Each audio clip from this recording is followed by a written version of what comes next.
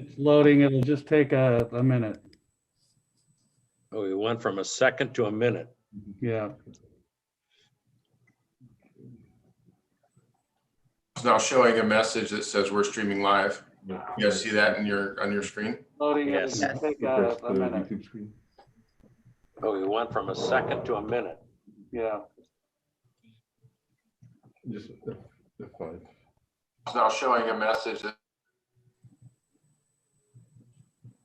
It says that it's live on YouTube on my screen. Good. Okay, we'll get started. Like to open the meeting, the Youth and Family Action Meeting. I did some calculation, and last time we met was 11 months and 1 day ago. Wow. So this pandemic has done a lot of things, none of them positive. So, but I would like to welcome each and every one of you for all the reasons that we meet, and that is to help our kids. So with the introduction, I would like to introduce our new council member to the Youth and Family Action. Robin is staying on, council appointee, and we're going to welcome Rick on to Youth and Family. And Rick, good to see you. Good to have you on. Thank you. A bunch of friendly faces and faces I've worked with such a long time. Yep. Good. Okay, let's move on to the second item on the agenda, and that's our new SRO officer. Looks a whole lot better than Frankie. We're thrilled to have you. We heard you were coming on board, and will you tell us a little bit about yourself and why you wanted to be the SRO officer, and kind of where you're at right now, and also with the pandemic, where the kids at right now, and some problems we're having. Yeah, so a little bit about myself. I started at Laverne originally. It was almost going on, I think this year is going to go 5 years. I was first records, and then after that, then I did reserve, and then finally I got hired on full time. And patrol, I think I've going on hitting 3 years of patrol. So I was hearing, because I was records when Frankie just got the SRO, and then he was about to, end his term. So SRO wasn't really a thing that a lot of the guys wanted to do. It takes a lot of patience. It takes a lot of being able to talk to kids and parents. And I knew during patrol, I fell in love with talking to the young kids and the students, and I realized I did have a lot of patience with parents, and that's when I decided, I'm going to try for it, and I was able to get it. And originally I was supposed to start with Frankie, shadowing Frankie in March, and then obviously that's when everything happened, and it was pushed to the side then I started in August. And it was more of like, all right, here you go. Frankie's done. You got to jump on in now. No shadowing. So, but luckily it was kind of good because the students weren't at school. So I still was able to kind of get to know the school without students first. Different campuses, I introduced myself to the staff that was at school. And right now, just since August, it is very difficult on the kids. Right away was able to see. Probably the first couple of weeks I started SRO, I was already getting a lot of kids with, mental, depression, anxiety. That's going on a lot. And another thing that I've noticed just in the few months here is the problem of getting kids to actually log on to school. That's a huge issue right now. Getting kids to actually turn on their computer and sit there for at least even one class.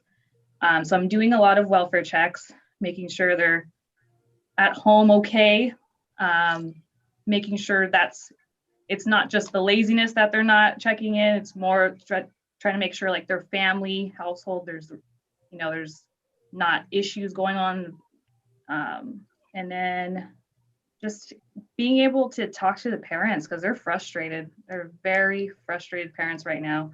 A lot of them are single parents. They got to work. So they're not with their kids at home, making sure they're logging in or so that's what I'm seeing a lot right now when it comes to the school. But I love it. I have the patience for it. And it seems like the parents talking to them, they just want someone to talk to. And the staff at school also being able to have easy access with me here for the questions. Because again, it's different for right now it's just different for everyone. We're all learning right now. So it's interesting, but hopefully we'll get them back here soon. Great. Well, thank you very much and welcome aboard. Thank you. Let's move on to Mark. You're muted right now. So, And Mr. Mayor, yes. sorry to interject, we skipped over approval of the minutes and it's been waiting about 11 months and 1 day. So I thought we could go ahead and take care of that line of So- business. As a matter of order, it would be you, Don, Mr. Lyons, Ms. Carter, and Ms. Fisher being the voting members on this issue. Okay, Can we have a motion for approval? I'll make the motion to accept the minutes. I'll second. All those in favor, just raise your hand. Got it, JR? Yes, thank you. I can always watch Apologize. it later on too. There you are without a mask. Now I recognize you. Okay, let's move on to Mark Rogers at the school district for the BSUD report. Sure. Thank you, Don. And as you mentioned, typically a BUSU report would cover a couple months worth of stuff. So this one is obviously covering almost a year. So I'm actually going to share my screen in a second and do a fairly quick run through kind of what this year has looked like with a focus on what is different than what a typical year would look like. And I want to share a website that we use that kind of reflects that. Hopefully you can see this on your screen now, but this is something that we developed at the beginning of the year as a place like where families or students can go to get information about what's different this year than what would typically be. So just kind of want to use this as a framework for running through my report. First of all, is sort of instructional program. As you guys are aware, we've been in what is generally called distance education for the entire year to this point. Our main kind of mechanism for organizing that is through a system called Canvas. Canvas is new to us this year. Canvas is not a new tool. My daughter, for example, was using it at college last year, but this is something that's new to us. And students are primarily learning from home. We distributed Chromebooks. Every student in the district received a Chromebook from us. Fortunately, we already owned those Chromebooks. We were in a pretty good position to be able to do that right away. We assisted a couple hundred of families with local Wi-Fi if they didn't have Wi-Fi available in their home. And so a lot of work went into just equipping, roughly 10,000 students to be able to do this, to have the technology to do it. So obviously that's been very different. We not long ago launched a tutoring program. It's called Paper Education as additional support for students, since it's more difficult for them to access help through the school in a way they might just by something as simple as staying after school to get extra help is not really accessible. Paper is it's a chat-based tutoring program where they get connected with a content expert. These are often college students or young adults who might be a history major or a math major, and students can interact. They interact live. It's synchronous, so they are communicating through chat and doing problems and that kind of thing. It's available in any subject area from 3rd grade through 12th grade, so any student can log in and access this to get additional help. We launched that back in November, and we'll have that for the rest of the year.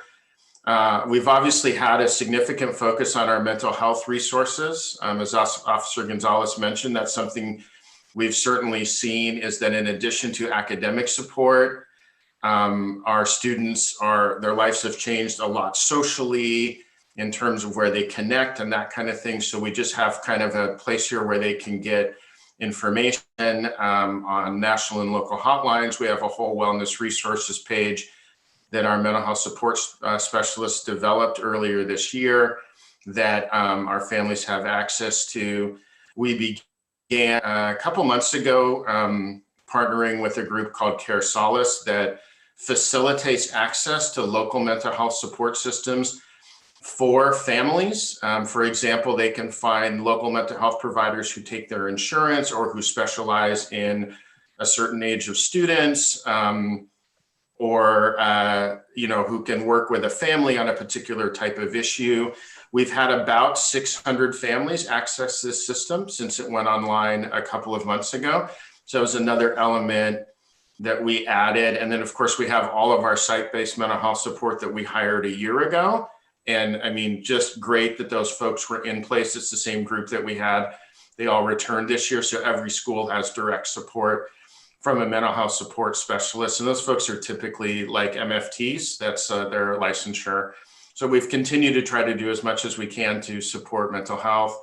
You guys are probably aware that we've run daycare since the beginning of the school year. That is one of the programs where students have continued to come to school. We have about 200 students who now spend all day in daycare, right? Our daycare program used to be before and after school. Now they're there all day long. And that runs at all of our sites except for the 2 high schools. The 3 high schools have daycare programs that have run since August.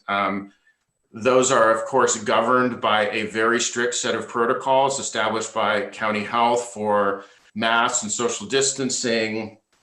We have a whole contact tracing team that follows up anytime there's somebody with symptoms or someone tests positive for COVID. So lots of COVID-related systems in place that make things like daycare possible. We are also running a number of on-campus programs, primarily for students with IEPs and for English learners and other students who may need additional support. We have a couple of hundred students at Chaparral Vista doesn't, but at 12 of our schools that are on campus 1 or 2 days a week for additional tutoring. And again, those are governed by an extensive set of county protocols that we developed in order to make this happen. And then in addition to this, we have athletic training groups running on our campuses. So we have sort of 3 major on-campus activities going on: daycare, tutoring, and athletics. And among those 3, we have somewhere in the ballpark of 800 or 900 students who may be on a campus at some point during the week, not all at the same time or for the same purpose. And as we kind of head into what appears to be, LA County appears to be emerging from kind of the holiday surge of COVID cases, we'll be looking at to what extent we can expand programs like this, even before we can fully reopen, which will eventually happen. We can continue to grow programs where we can have small groups of students on campus getting additional support. We've been doing meal distribution all year long, and this has been actually available to any school-age children. There's been quite a bit of funding that has come from either the federal government or the state government to simply fund the distribution of meals for families. We haven't had to make families prove who they are or that they're a student. Like if they show up at one of our meal distribution locations and we have 5 of them, they can get food, and then they actually get an extra meal at the end of the week to kind of go over the weekend. So that has gone on really starting in the summer. This began and has gone on all year long. And then just some additional resources for families that might be experiencing homelessness. You guys, I think, are aware we have 2 liaisons who work with foster youth and homeless families. There's a link here to the Tri-City Community Navigator, and then additional information on homelessness, students who might need specialized services, and then links to both Tri-City and McKinley Health, who are kind of our community mental health partners. So that's a very quick flyby of kind of what the year has looked like and what is different. And again, what we've all had to do is try to adjust to that idea of saying, you know, we're going to deliver education primarily through this distance version. How do we do that well? How do we continue to provide support for students when they're not physically on our campuses?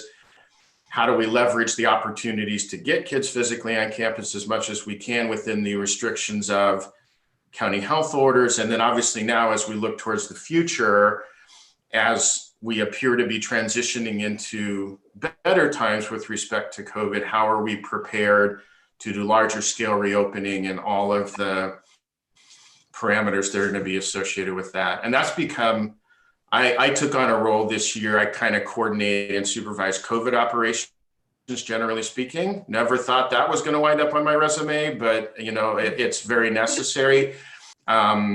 We have an extensive kind of COVID operations set of protocols that govern all sorts of stuff we do, which allows us to do these things as safely as possible, both for our staff and for the students. That lets us avoid things like outbreaks and stuff like that that some other places may have encountered. We've been running programs on campus since August and had no outbreaks, and you know, haven't had to shut entire campuses down, or those like the horror stories you read about what happened. We have not experienced those, you know, in large part because people are out complying with the protocols and that sort of thing. So a year unlike anything any of us could have even dreamed of, people having to learn to do things that weren't even a thing, right? A year ago.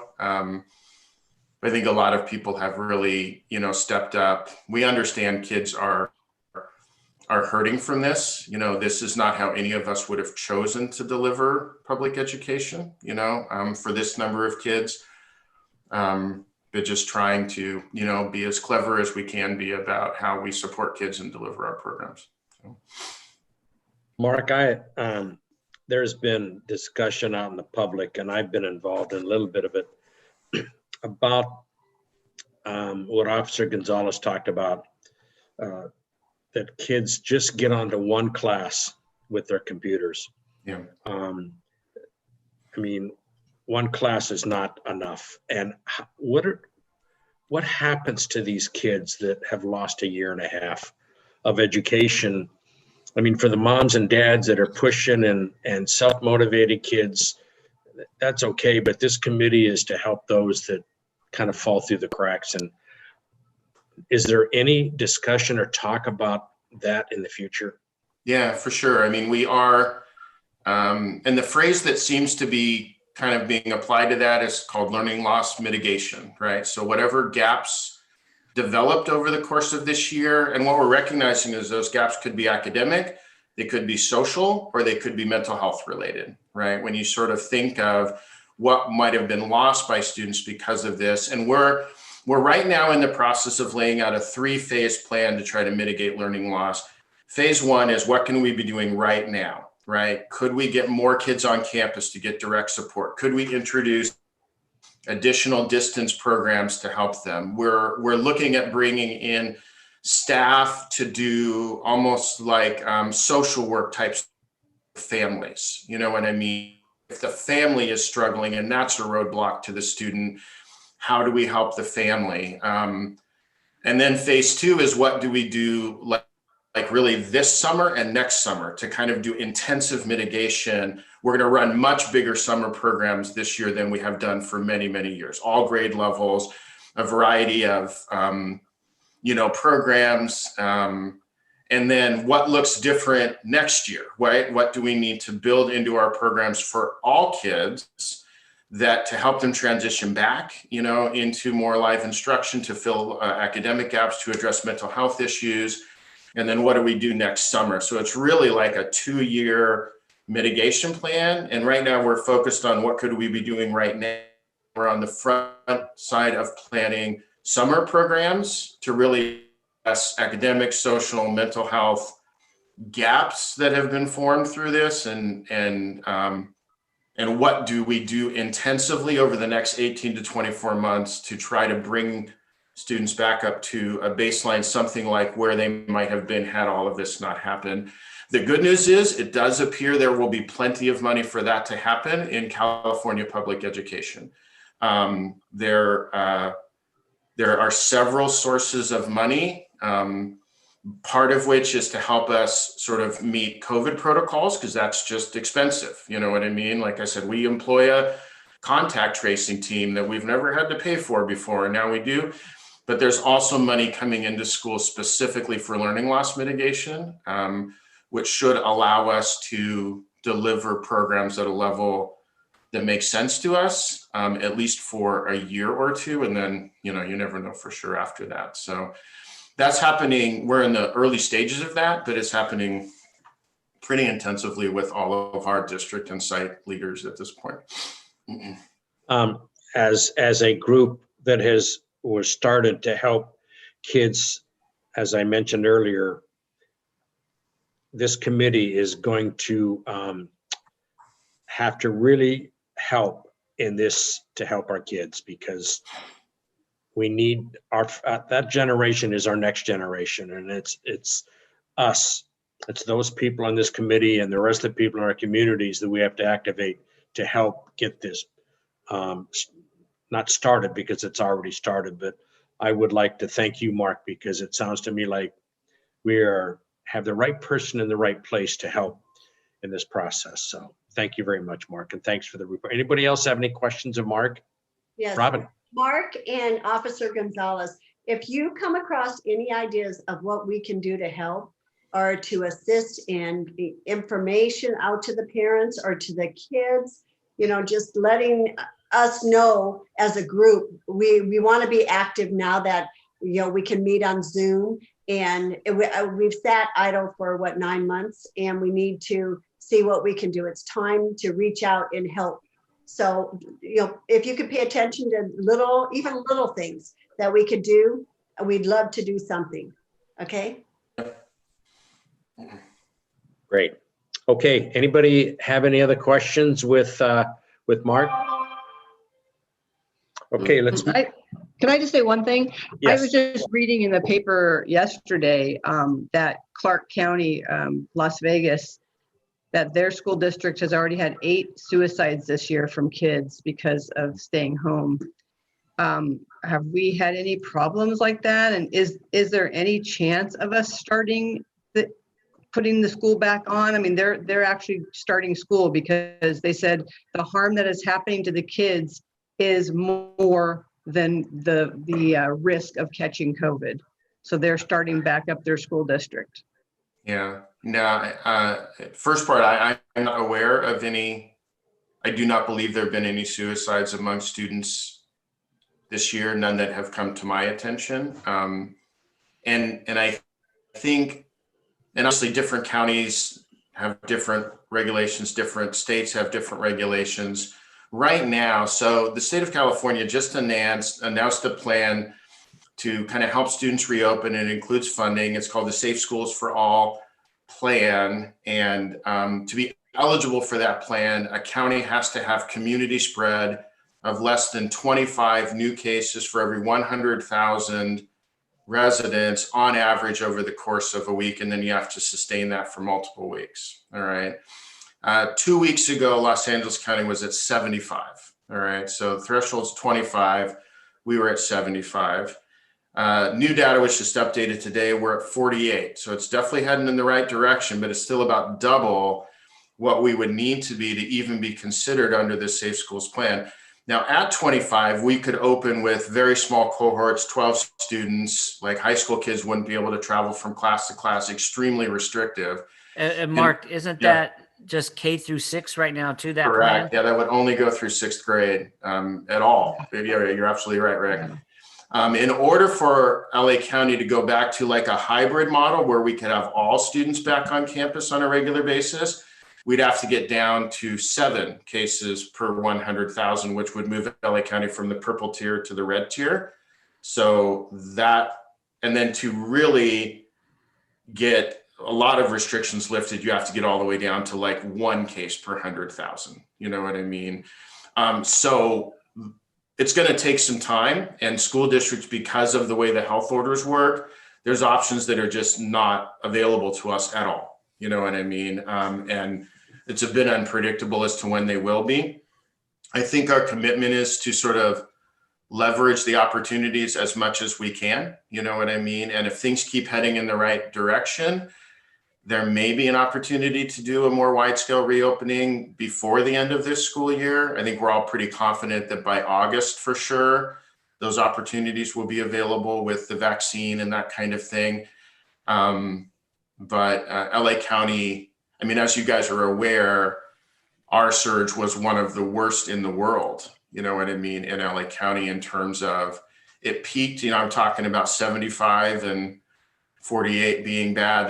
Those are not even the highest numbers we hit. You know what I mean? This is the back slope of this. So still a lot of work to go and an awful lot of planning that'll need to go into reopening under the state guidelines. So, but we're working on that. I mean, we're beginning to work towards that now, so that when the opportunity is available, we're not going to start the planning at that point. We'll have a lot of mechanisms already in place so that we can sort of deploy fairly quickly. But it kind of forces us to plan on several fronts simultaneously. There's really no other choice. We don't have a year to put a program together. You know what I mean? We've got to just keep working. So If I can add for this regarding the suicides, we haven't necessarily had actual completion of suicides, but we've had several young students that I think even like the first week I started, I had to take 2 to Aurora Charter Oak for 5150 in the same week. And so there's definitely, the suicide actual completion hasn't happened, but they're definitely, I've been to very close calls where they are asking for help. And luckily I was able to show up and get them the help before anything further happened. yeah. So, And our mental health specialists are still, we have a whole suicide risk assessment protocol that we built a few years ago. And that's all being converted over into like an online version of it. So they continue to do therapy, they continue to do risk protocols, like all of those things operationally are occurring. They're just happening like this. And we adjusted the protocol to a distance version of it. And like one of the things, like that's a role Officer Gonzalez would play, since we don't see kids face to face, is she can still do that. You know what I mean? Could still do a welfare check in a way that, since we're not seeing the kids at school, which is where something might be noticed, but our counselors, generally speaking, have worked very hard to try to continue to have those processes available. And we recognize early on, we're going to have to be more diligent about that than ever, since we don't have that kind of organic connection with kids being on campus. But they've done, all of the people who contribute that have worked very hard this year and have been stressed out about it. You know, I'm sure you've talked to them, Officer Gonzalez, of this constantly worries them about, do I really know what's going on, and am I going to know in time? So the counselors are great here. At least like Ramona, Bonita, the schools I have more frequent, they're great. And the moment they hear something about anything about a kid, they go straight to me so I can quickly do a welfare check on them. So they're on it. Yeah, no, when we're very fortunate that the district 2 summers ago made a commitment to bring those 8 additional. I can't even imagine what this year would have been like without our mental health support specialists having already been in place. I mean, as tough as it's been, I'm so grateful that the district made that commitment to do that, so that we have this pretty robust mental health support team, because it's our mental health people, it's our guidance counselors, it's our school psychologists, it's a whole team of people who support that was already pretty well structured before COVID hit. That was a system we didn't have to build right in the middle of this, which has been a huge benefit. So, Well, we knew a long time ago that mental health with our students was important. So, JR, I interrupted you. I'm sorry. I was just going to add that you have a really good counselor at Reinan too. Yes. Top notch, absolutely. If I could just make a comment real quick. Mark, I want to thank you for that presentation. That was the first time as a parent that I saw the web resources presented in that fashion. And so that's my comment. My request, I think, would be is that it would be, if it hasn't already been done so, I think packaging how that presentation that you just had tonight for our benefit, I think community members and parents in the communities of Laverne and San Dimas would also benefit from a presentation. I know that JR, this is recorded, so you may not want to record this presentation separately from this, but I think getting these resources out via social media, a presentation, like I said, it was the first time as a parent that this has been presented in this fashion. You may have done this in other forums, the board meetings, but I think having that available for mass consumption would be beneficial. Thank you, Matt. Good. Hopefully we can get that done. So anything else? Okay, we will move to item 5. This is the executive board positions. Since I am no longer an elected official and I'm going to recuse myself from this discussion, and I'll sign off and leave the meeting. So thank you very much. But I will be around. I've been on this committee for 27 years this year, sometime whenever it started. I've been here on the executive committee, not on the executive committee, but I've missed less than 5 meetings in those 27 years. That's how important this is. So you're not going to get rid of me. Everybody participates in this committee, I know. So thank you very much and have a great rest of the meeting. Don. Bye.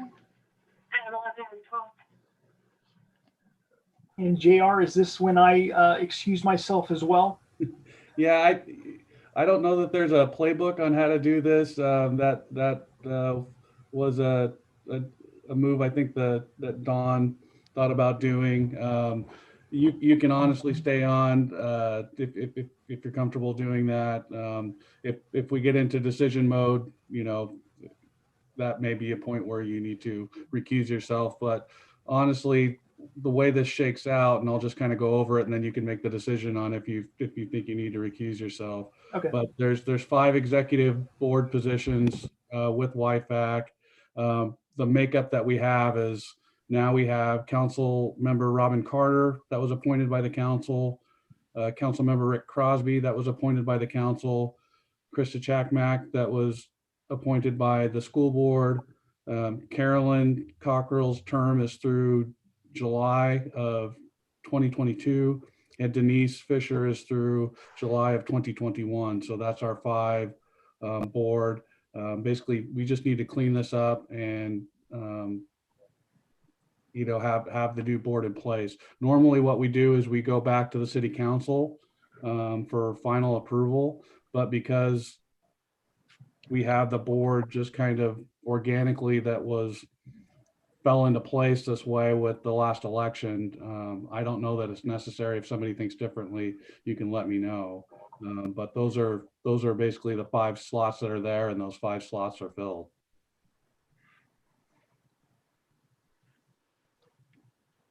Okay, so what's the first item that we should, do we need to take a vote on Rick Crosby, or he's automatically appointed, right? Yeah. Originally, I thought that we might need to make a recommendation to the full city council, but I don't think that's the case with the 5 that we have in place. Okay. So we don't have to do anything right now with either Krista to make a motion to accept her as a board member? No, with Krista taking over from Matt from before and then got voted in, she's the perfect fit for that. And the council voted me in for that piece as well. So I think we're set. I just want to thank Matt and Dawn for their service that they've done for this board for for a long time. You know, Don's been here for 27 years doing this. He was there when I was a teacher being there too, and being part of the program. So I just, we need to make sure and keep those minds and people that have been part of this with this committee, maybe not on the executive team, but still part of the committee, because they have great insights for what we've done for such a long time. Yeah, and there is one, I misspoke. There's one piece that we do need to formally talk about, and that's the chair position. That would be something that would need to be a recommendation from the group. The group has basically chosen that in the past, and I'll just read the chair section of our bylaws. A member of the city council or council designee will serve as chair of the Laverne YFAC and as chair of the executive board. The term of the chair will be a period of 2 years to coincide with the appointment of the executive board by action of the city council. The chair's primary responsibility is to provide leadership to the committee and to chair committee meetings. The chair shall prepare an annual report of the committee activities for presentation to the city council and YFAC in June of each year, which that was new to me. We hadn't never done that before. We go monthly with our minutes, and basically I think that's our update, but that's something that was in the bylaws that I've never seen before or noticed before. So I think it would make sense, since Dawn won't be able to be the chair with the new 5 board members that we have, that the executive board vote who's going to be the chair. Robin. Denise, I'll second that right away. Robin's been on for a long time and been part of the district as an employee, then as a board member, and now with the city. So I think that is a great nomination there, Denise. Thank you. Thank you. And, I she did- and you have actually had to run meetings before, so it's not going to be completely Yes, foreign. exactly. Matt Lyons and then Don Kendrick. We're doing the executive team now, but we still want you, and I will get a hold of Don, because I already talked to him a little bit. I want your knowledge, your experience, your expertise to continue with our committee, okay, as a community member, and give your input, and we can use as many people as we can from all avenues of our city. This is a community committee, and we need that, okay? So thank you, Matt, for your time, and please continue with us. Okay.